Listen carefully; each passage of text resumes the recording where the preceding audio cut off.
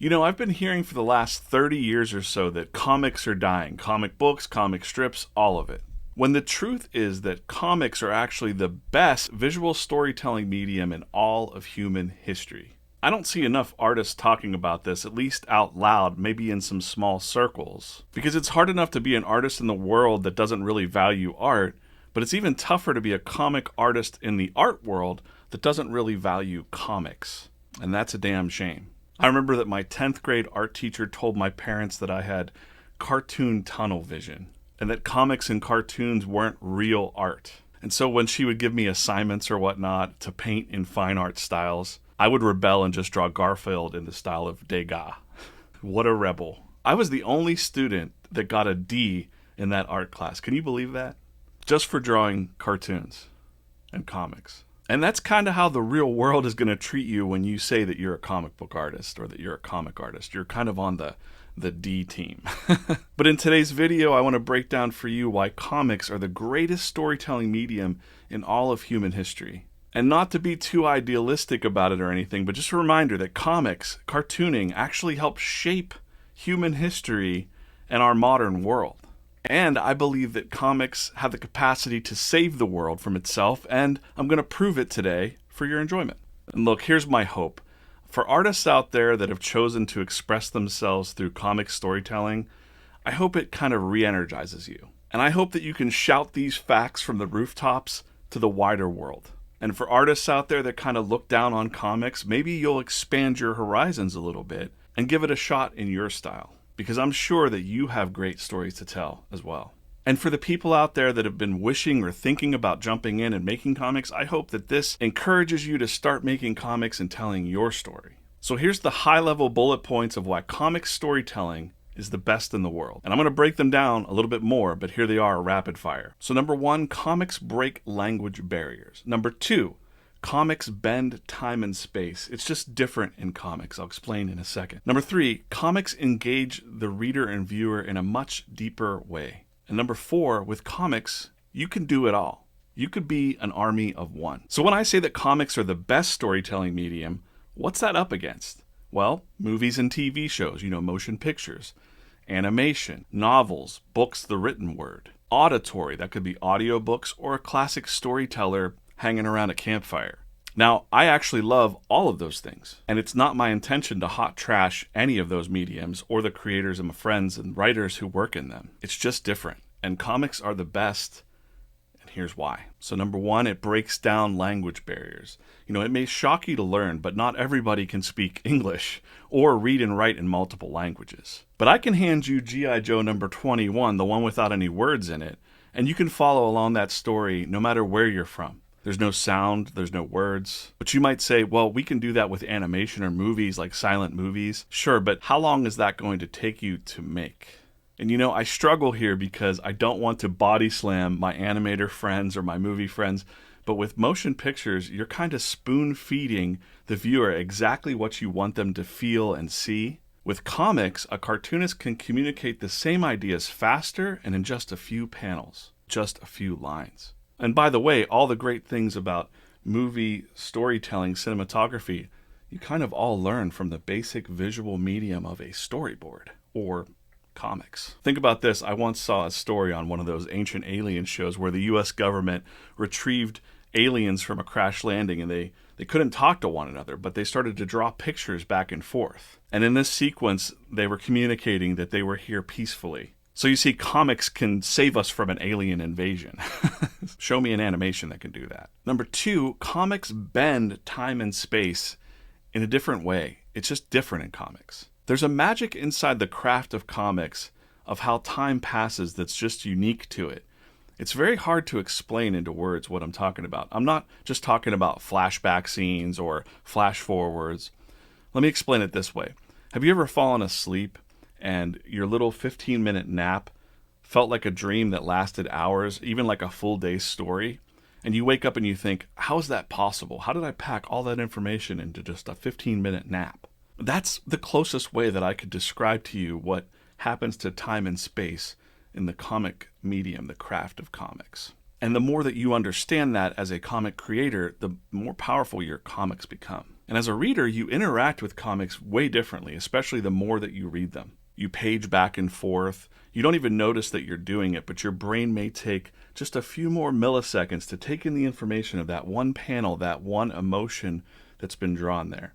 And it's the thing that happens between the gutters of the panels. Even the size of the space between the gutters can speed you up, slow you down. The amount of black on a page, the amount of color on a page. And yep, those are tricks that you can do in film and animation too, but remember, they learned it from the fundamentals of drawing stories. When you study movies or animation or go to school for that, the first thing you're doing is like storyboarding and pictures told in sequence, aka sequential art, aka comics. And my other main point here about time and space is you see a running time of a TV show or a movie is 30 minutes, 2 hours.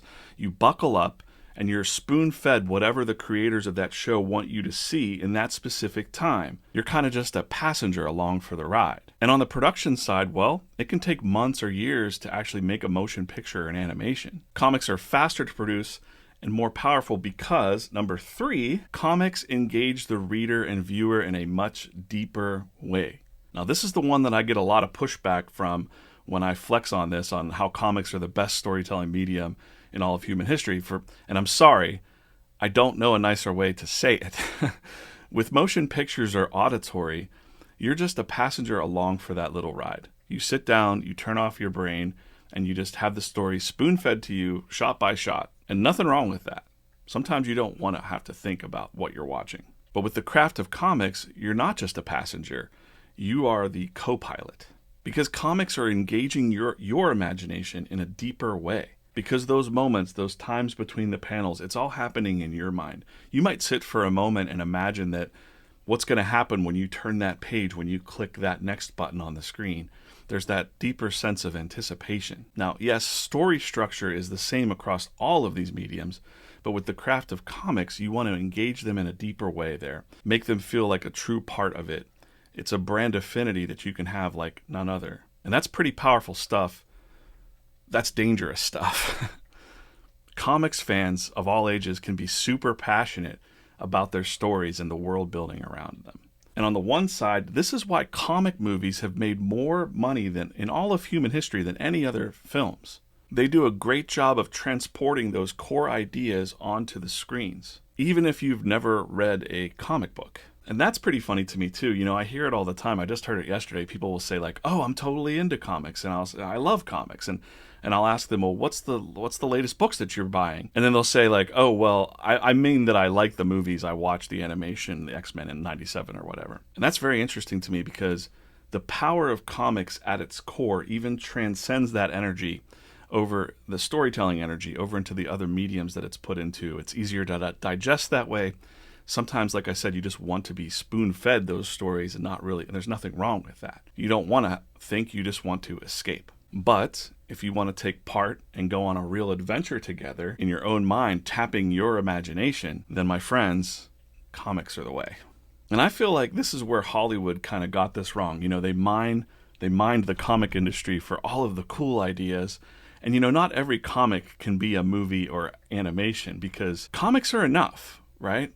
And this has really poisoned the comic book industry too. That's a whole other video topic probably, but you know, comic creators were no longer saying to themselves, I want to make good comics. They were thinking, I want to go sell a TV show or I want to go make a movie. And this made an influx of really bad comics, in my opinion. And then on the flip side of that is that it kind of ties to my last point in a second, but sometimes comic movies flop.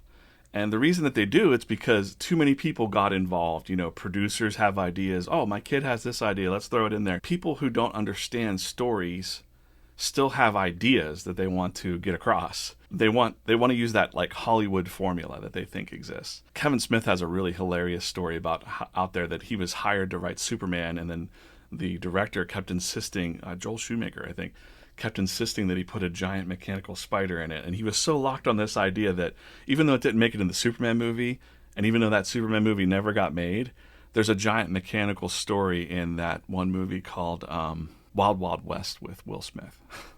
It's a lesson that, you know, it's hard to make anything great by committee. And what's that famous quote? You don't see statues made of committees or departments. And that kind of leads me to my last point, and maybe one of my favorite parts for artists out there. So number 4, with comics, you can do it all. You can be an army of one. You don't need to rely on anyone else. Your special effects budget is unlimited. Your only limitation with comics is your own imagination. It's not even your ability to draw. You can, style is subjective. You could tell stories in stick figures. But of course, it's fun to work with other people.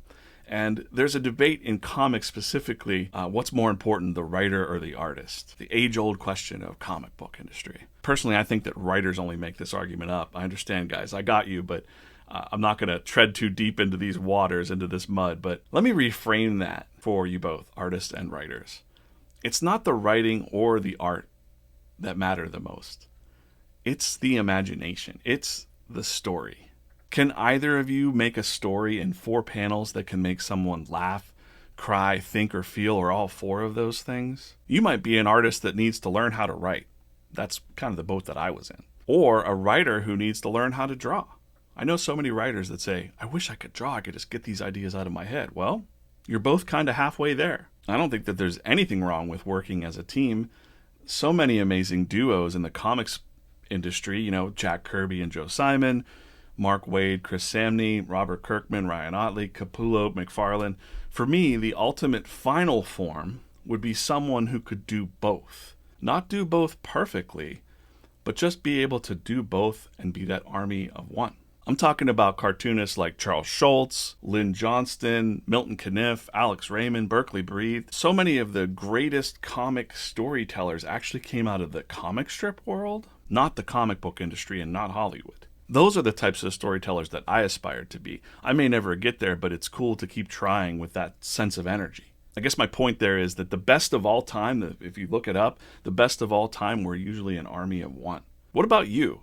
Are you feeling inspired to make comics now? I hope so. And the question I get a lot in the comments and whatnot is, how might you get started today?